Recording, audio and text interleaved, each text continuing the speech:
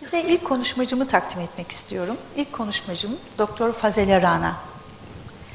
Mr. Rana, RBT, Reason to Believe'in başkan yardımcısı, biyokimyacı. Genetik ve sentetik biyoloji alanlarında çalışmalar yapan Dr. Rana'nın yaratılışın bilimsel delilleri konusunda 2 kitabı, hücre zarının yapısı konusunda doktora tezi, belgeseli, Biochemist Apply Stethoscopy, hep bunda sorun çıkartıyorum biliyorum. Pep's Letters, Journal of Microbiological Methods ve Journal of Chemical Education gibi hakemli bilimsel dergilerde yayınlayarak geniş okuyucu kitlelerine ulaşmıştır. Birçok makalesi olan Sayın Rana, dünyanın çeşitli yerlerinde 500'den fazla üniversitede konferans ve kilisede konuşmacılık yapmıştır. Dr. Rana bugün bize DNA'nın ilham verici tasarımı konusunda konuşma yapacak. Okay, Rana, the microphone is yours.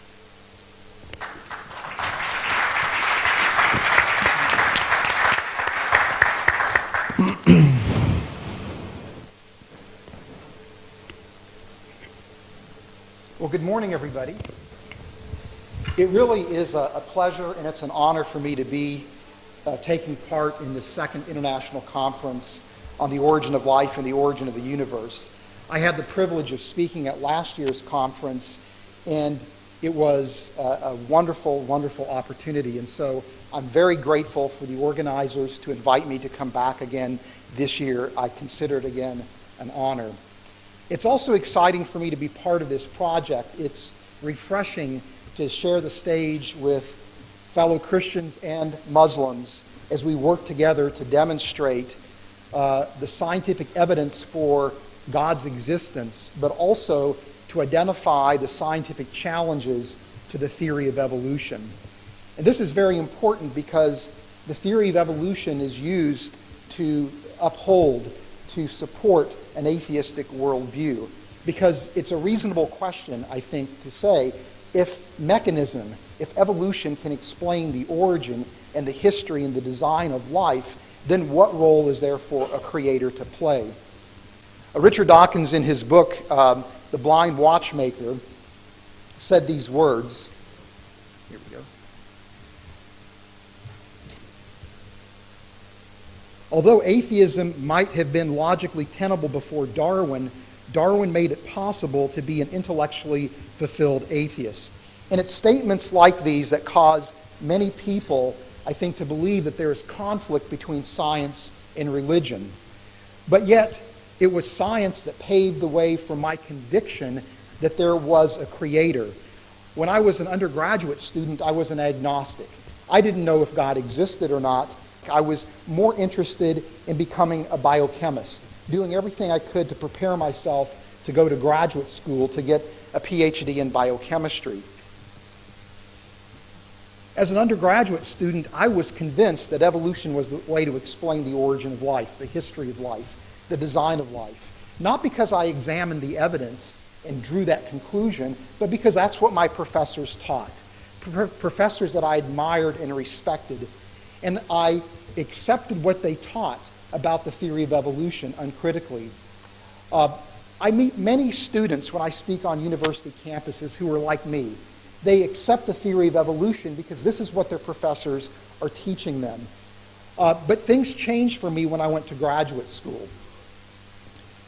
In graduate school, one of the key things that's part of that education is teaching students to think independently, to think critically, to become scientists, to evaluate the evidence and draw conclusions regardless of what the experts say. And I began to ask questions I wouldn't have asked as an undergraduate, like, where does life come from? How do scientists explain the origin of life? And I was prompted to ask that question because as I was learning about biochemistry, I came to appreciate the incredible elegance and sophistication, the ingenuity of biochemical systems. So I wanted to know, how do scientists explain where these systems come from? And as I began to evaluate the different theories for chemical evolution, for the origin of life, I was shocked. I very quickly realized that chemistry and physics could not produce the elegant designs of biochemical systems. And it was that recognition coupled with the design of biochemical systems that convinced me there had to be a mind. There had to be a creator that brought life into existence. And then that prompted me to ask other questions, such as who is that creator? How do I relate to that creator? And I personally found the answer to those questions in the Christian faith. That was 30 years ago. And over the last 3 decades, there have been advances in biochemistry, insights into the origin of life problem that only make that conclusion even stronger.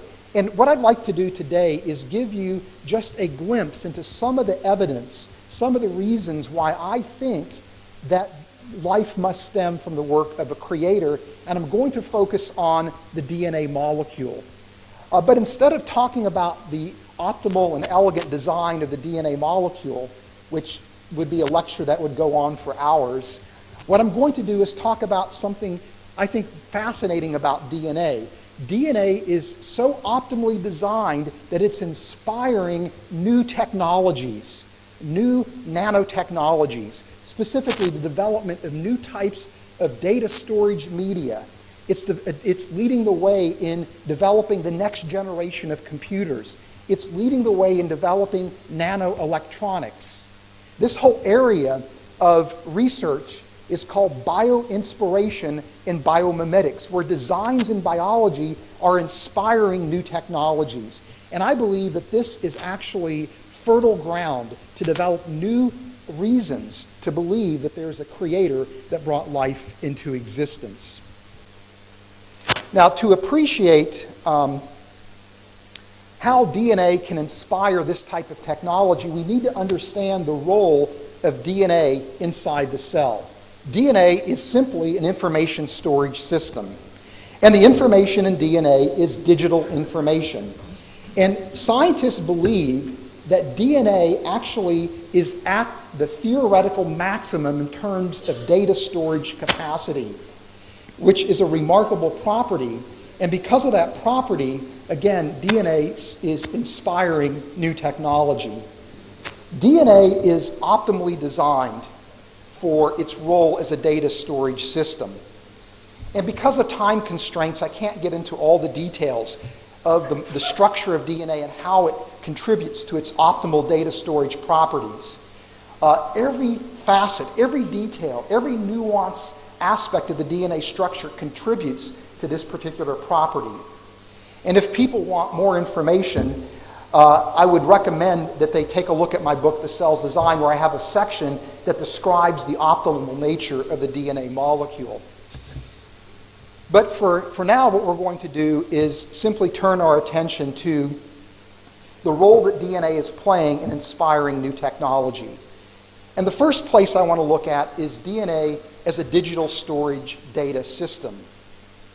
Now, this is really interesting. Currently, the world is facing a data storage crisis. You may not have realized that, but we're facing a data storage crisis. There's currently 44 trillion gigabytes of data in the world. Now, to give you some context, if there's 10 billion people on the planet, it would mean each person would have to have over 6,000 compact disks in order to store all that data. It's a massive amount of data. And in fact, experts predict by 2040, if we continue at this pace of generating data, there will not be enough high-quality silicon in the world to make the data storage devices that we need. This is a real problem. This is where DNA comes into play, because 1 kilogram of DNA can store all the data that currently exists in the world. Again, DNA operates at the theoretical maximum for data storage capacity. This has led scientists to contemplate using DNA as a digital storage medium. And as a proof of principle, in 2012, Harvard scientist George Church and his team actually encoded an entire book in the DNA molecule. This book was about 55,000 words and even included 11 JPEG images. And I would dare say that DNA could actually encode all the works of Harun Yahya as well. It has that much data storage capacity. One of the things that was real interesting that George Church and his team did is they encoded the DNA in fragments, where part of the fragment was a locator sequence, like a page number on a page in a book, and the other part contained data.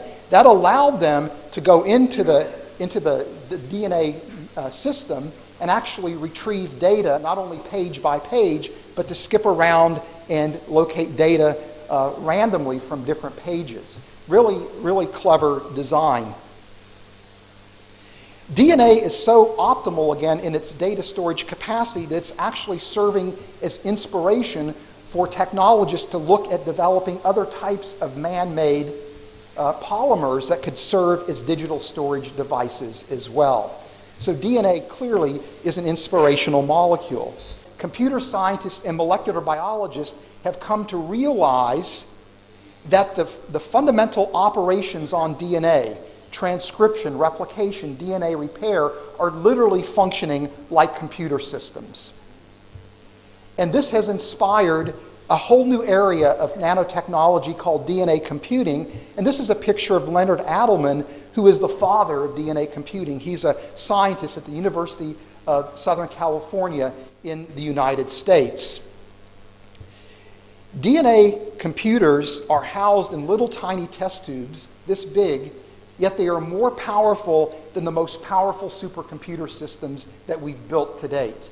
And their power comes from two things: the data storage capacity of DNA and the opportunity to do massive parallel operations simultaneously.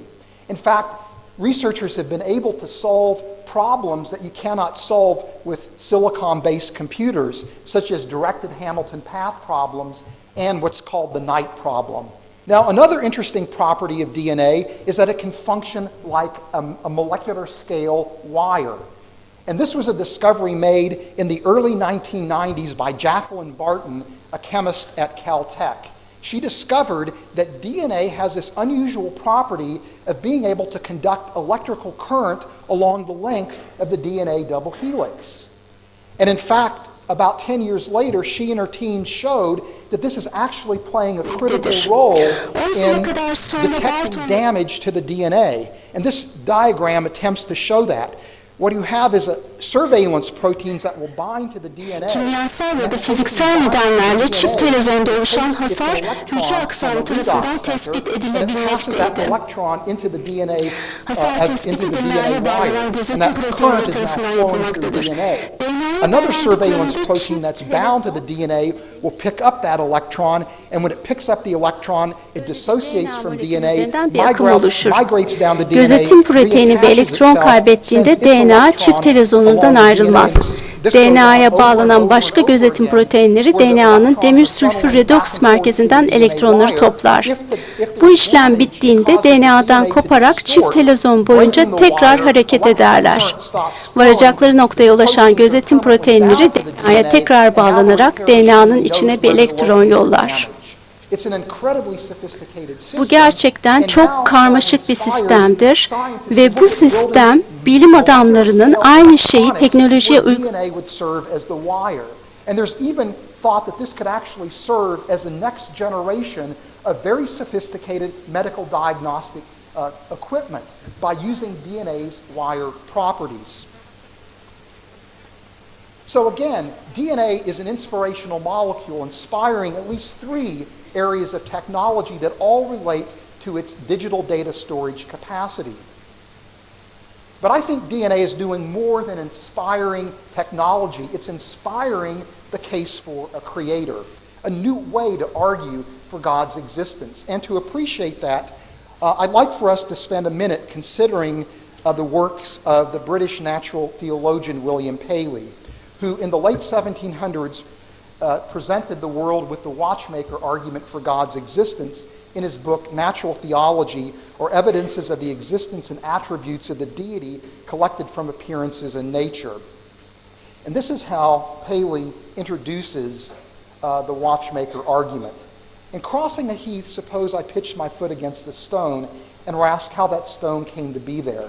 I might possibly answer that for anything I knew to the contrary, it had lain there forever. But suppose I had found a watch upon the ground, and it should be inquired how the watch happened to be in that place. I should hardly think of the answer which I had given before, that for anything I knew, the watch might have always been there. Yet why should not this answer serve for the watch as well as the stone? why is not it as admissible in the second case as the first? For this reason, and for no other, that when we come to inspect the watch, we perceive what we could not discover in the stone, that its several parts are framed together for a purpose. That is, they are so formed and adjusted to produce motion, and that motion so regulated as to point out the hour of the day, that if the different parts had been differently shaped from what they are, or placed after any other manner or in any other order than that in which they are placed, either no motion at all would have been carried on in the machine, or none which would have answered the use that it is now served by it. This mechanism being observed, the inference, we think, is inevitable. That the watch must have had a maker. There must have existed at some time, at some place or other, an artificer or artificers who formed it for the purpose which we now find it actually to answer, who comprehended its construction and designed its use. For Paley, the characteristics of the watch and the complex interaction of its precision parts for timekeeping purposes implied the work of an intelligent designer. Paley asserted by analogy that just as a watch requires a watchmaker, so too life must require a creator. Çünkü aynı saat örneğinde olduğu gibi organizmaların karmaşık bölümleri bir amaç için etkileşime geçerler. Saatçi benzetmesine göre hem saat hem de organizmalar bir tasarım ortaya koyar. Nasıl saatler bir saat ustasının ürünü ise organizmalar da bir yaratıcının ürünüdür. Bu noktada biyokimya alanındaki ilerlemeler saatçi tezine taze bir anlayış getirmektedir. Hücre içindeki DNA bilgisayarları insan tasarımı objelerle biyokimya tasarımları arasındaki dikkate değer benzerlikleri vurgular. Günümüzde mühendisliğin ulaştığı son nokta olan bilgisayar sistemlerinin var olması için bir zihne veya zihinlere ihtiyaç vardır. Hücre içerisinde de bilgisayar sistemleri mevcut olduğuna göre hayatın var olması için ilahi bir zihnin olduğu sonucuna varabiliriz. Bu sonuç doğrultusunda Adelman'ın bilgisayarla biyoloji arasındaki ilişkiyi nasıl açıkladığına bir bakalım. DNA bilgisayarları hakkındaki en önemli şey DNA moleküllerinin normalde bilgisayarların yaptığını düşündüğümüz işlemleri yapmasıdır. Bu bilgisayar biliminin ve biyolojinin birbiriyle yakından bağlantılı olduğunu gösterir. Bundan her canlının işlem yaptığı düşünülebilir. Bazen de canlılara bilgisayarmış gibi bakarak onları daha iyi anlayabiliriz. Hücrenin Tasarımı adlı kitabımda yeniden üstünde durduğum saatçi teziyle birlikte saatçi öngörüsünü ortaya koydum. Hücrenin moleküler sistemlerinin çoğunun insan tasarımıyla olan benzerliğini hala ortaya koyamıyoruz çünkü benzer teknolojiler henüz geliştirilemedi. Yani teknoloji geliştikçe saatçi tezi daha da güçlenip daha kesin sonuçlarla karşımıza çıkabilir. Teknolojideki gelişmelerin biyokimyasal sistemlerde zaten var olan moleküler teknolojiyi yansıtacağı saatçi öngörüsünün temelidir. Tasarımcılar yeni teknolojiler geliştirirken daha önce bilinmeyen bu teknoloji örneklerinin hücrenin moleküler sisteminde zaten mevcut olduğu görülecektir. Diğer bir deyişle saatçi benzetmesi Allah'ın varlığını gösterir bir delil oluştururken canlılardaki biyokimyasal sistemler teknolojik gelişmelere ışık tutacaktır.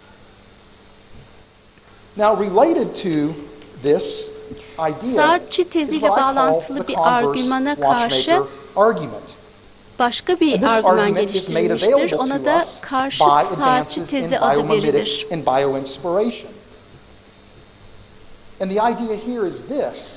Buradaki düşünce şudur. Biyolojik tasarımlar bir yaratıcının eseri ise o zaman bu sistemler o kadar iyi tasarlanmış olmalıdır ki mühendislik için model olarak alınabilmeli ya da yeni teknolojilerin geliştirilmesini sağlamalıdır.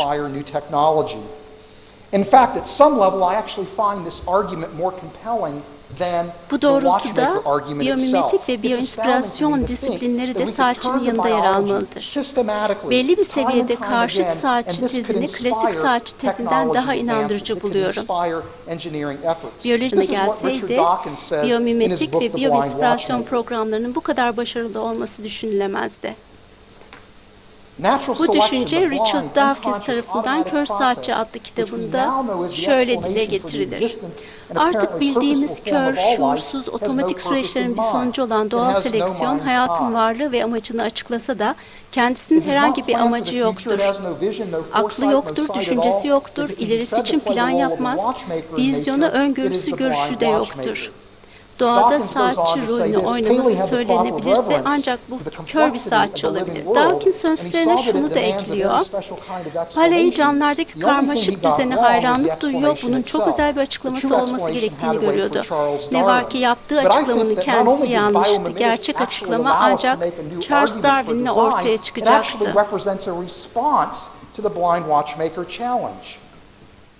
And to understand that, we need to think about the way evolutionary biologists think about evolution's mechanisms. Evrimcilerin evrimci biyologların biyolojik sistemlerin kendilerine hiçbir model almadan tarihsel, tesadüfi süreçlerle önceden var olan tasarımların kabaca bir araya gelmesiyle olduğunu düşünürler. Evrimci biyologların çoğu evrimsel süreçlerin ve yolların mükemmel tasarımlar ortaya koyamayacaklarına, hatta evrimle oluşmuş biyolojik tasarımların bir şekilde kusurlu olacağını bilirler. Biyologların büyük bir bölümü doğal seleksiyonun iyi adapte olmuş biyolojik tasarımlar ortaya çıkarırken biyolojik sistemlerin iyi tasarlanmadığını savunurlar. Neden? Çünkü evrimci süreçler en baştan biyolojik sistemler meydana getirmez. Daha sonra bu yeni yapılar üzerinde doğal seleksiyon aracılığıyla ince ayar yapılarak optimize edilebilir. Sonuç olarak iyi adapte olmuş tasarımlar ortaya çıksa da iyi tasarlanmış sistemler meydana gelmez.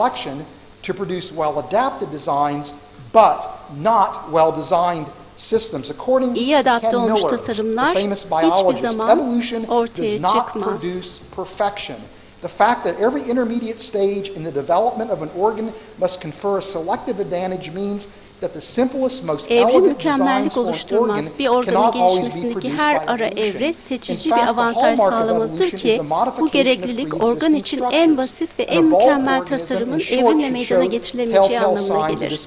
Aslında evrimin ayırıcı özelliği daha önce var olan yapıların değiştirilmesidir. Kısacası evrimleşmiş bir organizma bu değişikliğin belli işaretlerini ortaya koymalıdır. If produced by evolutionary processes, even if these processes operated over the course of millions of years, biyolojik sistemler yamalanmış bir şekilde oluşmuş olsalardı, mühendis ve teknoloji uzmanları biyolojik sistemleri kendilerine model olarak almazdı. Milyonlarca yıl sürmüş de olsa evrimsel süreçler, biyolojik sistemlerin teknolojik gelişmelere güvenilir birer isim kaynağı olmasını sağlayamaz. Mühendislerin tesadüfen meydana gelmiş biyolojik sistemleri problem çözmede ya da yeni teknolojilere esin kaynağı olarak kullanmaları düşünülemez. Mühendisliğin kendisine biyolojik tasarımları rehber olarak alması, hayatın ve tarihin evrimsel açıklanmasına taban On the other hand, biomimetics and bioinspiration naturally flow out of an intelligent design or a creation model Doğadaki tasarımlar bir yaratıcının eseri olduğuna göre doğadaki biyolojik sistemlerin mühendisliğe esin kaynağı olması gayet anlaşılır bir durum.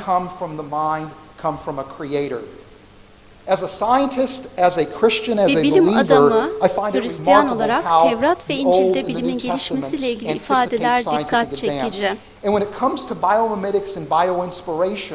Özellikle biyomimetik ve biyoinspirasyon konusunda Eyüp bölümünden 7 ve 9 nolu pasajları söylemek istedim.